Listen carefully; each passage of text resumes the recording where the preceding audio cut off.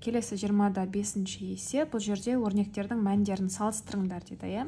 Так, достар, қараңыздар, енді біз мына ширектерді, біз мына 0 градус 190, 180, 270 деп жазатын едік қой. Енді мен пилармен жаздым, иә.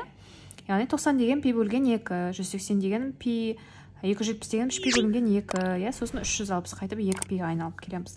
Енді бізде мынандай цифрлармен беріліп тұрғаннан кейін біз қалай жасаймыз? Біз мына пилардың орнына пи дегеніміз бізде неге тең? 3,14-ке тең ғой. Яғни пи бөлінген 2 дегенді 3,14-ті бөлемін 2 деп есептеп аламын, ол менде 1,57-ге тең. Значит, мынау дегенім мына жерге 1,57-ге тең деген сөз, иә? Мына. Келесі пи дегенім ол менде 3,14-ке тең, иә? Енді 3 бөлінген 2 дегенде есептейік, 3-ті көбейтем 3,14 бөлемін 2-ге 4,171. Яғни, мынау 4,171-ге тең. 2π дегенім 3,14-ті 2-ге көбейтіп жіберсем 6,28 болады, иә, мына. Так, все, жазып алдық. Енді бізге бұны ширектерін табу оңай болады. Синус 0,16 дегені, мұны қараңыздар, 0 бен 1,57-ның ортасында жатады ғой, яғни бұл менде бірінші ширек деген сөз. Синус бірінші ширекте, достар, естеріңізде ма, плюс таңбасы. Мынау плюс.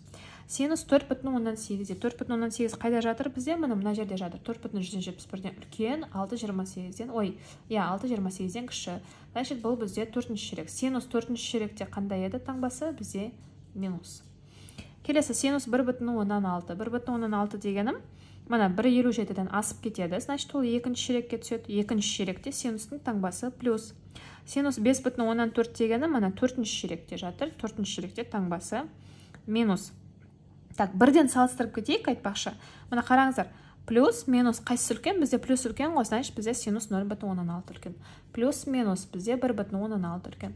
Косинус 1,196 деді. Косинус 1,96 дегені мына 2-ші ширекте жатыр.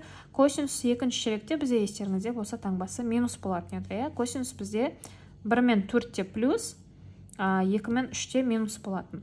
Косинус 5,18 дейді, ол 4-ші ширекте жатыр. 4-ші ширекте таңбасы плюс. Значит, бізде 5,18 үлкен. Косинус 1,2 деді. 1,2 деген мына 1-ші ширекте жатыр. Таңбасы плюс. Синус 3,18 деді. 3,18 мына жерде жатыр. 3-ші ширекте. 3-ші ширекте синустың таңбасы минус. Значит, бізде косинус 1,2 үлкен деген сөз.